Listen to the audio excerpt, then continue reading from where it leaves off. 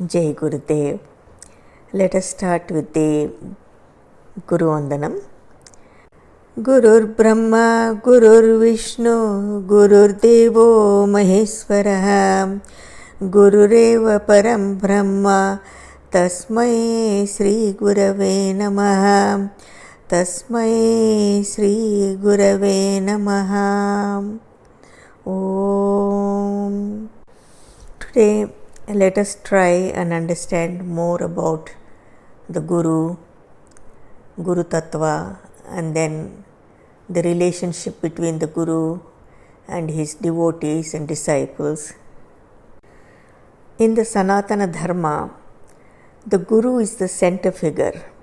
The Guru is the fundamental unit in the whole existence. We have the living gods, but we don't see them.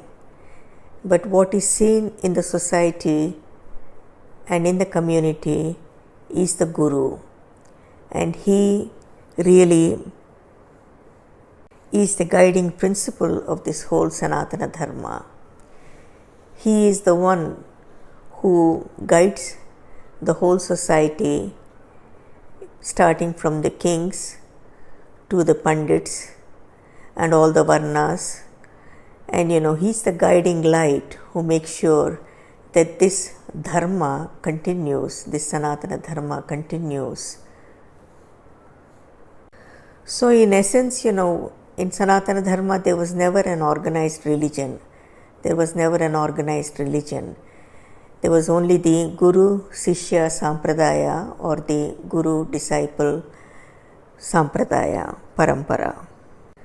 The most powerful person in the whole of the society is the Guru, because he is enlightened. He is enlightened, and the enlightened one is revered, trusted. This enlightened Guru has the cosmic mind, the universal heart, and in Brahman, he radiates the wisdom and the truth, and he is there for the enlightenment. He is there for the evolution and enlightenment of all beings. So naturally, everyone gathers around the Guru, everything grows around the Guru, everything prospers around the Guru, and a whole community is created and developed around the Guru. Every Guru is unique and independent, and he brings out the truths and conveys the knowledge the way he has realized and the way he has understood. There are no organizations above the Guru who are checking and reporting and guiding him like that. That is there in other organized religions other than the Sanatana Dharma or the Vedic tradition. So the devotees and the disciples who come to the Guru are also seekers. They are also seeking knowledge, enlightenment, relief. Guru becomes the guiding principle. I will try to recite and see from the Guru Gita later on. There is really no individual supremacy with any of the Gurus. They don't say, I am supreme to the other. And everyone has their freedom, and it is very democratic how they run their ashrams and how they run their gurukuls. Every Guru connects to the ultimate truth in his own way, in his proven way, because he is enlightened and he has realized those truths. And his guiding principle is the Sanatana Dharma, the Veda itself. Traditionally, we have the Gurus in the human form, but we also know that Sadashiva and Dakshinamurti and their many forms have been there in the form of trees, in the form of mountains. And this Guru, even in those forms, They give the knowledge. If the disciple is right and is attuned, then the knowledge is received. The most important thing is that there is an environment created around the Guru. We call it the ashram.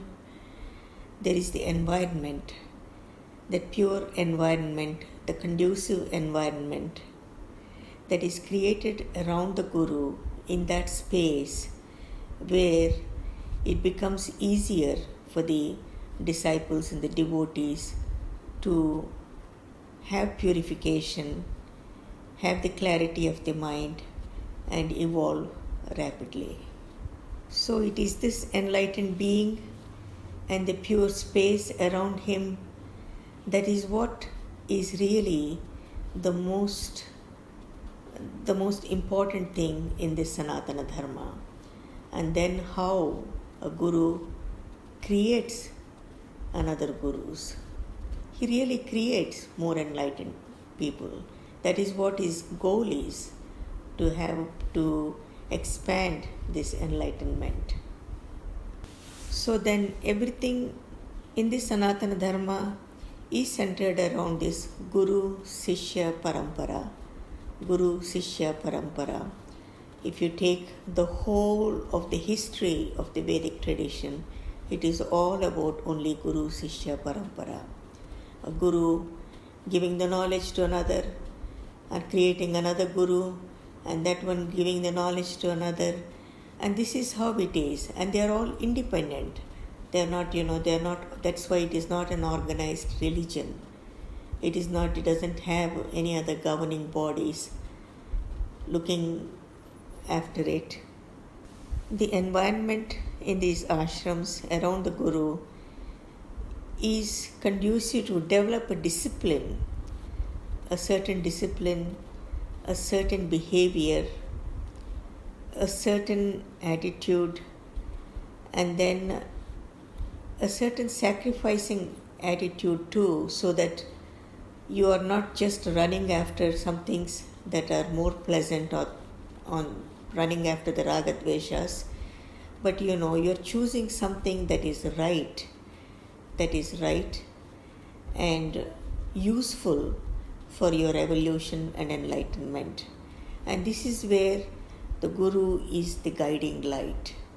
He is the guiding light. So the Guru chooses that the ambience and the environment in that ashram, in that space, how the food should be, how the facilities should be, how the behavior should be, how the teaching is given, how he starts, where he goes with the teaching, and how he observes his disciples. This is all up to him, because he is the enlightened Guru. He is the enlightened Guru. He is, omniscient, omnipotent, and omnipresent. This is how we see the Guru. So many people ask, if an enlightenment can come without a Guru. No, it will not. Because you cannot judge for yourself, and you cannot decide for yourself, and you cannot lead yourself. You need somebody who is enlightened to lead you and guide you. A Guru has no personal agenda. He has no personal agenda.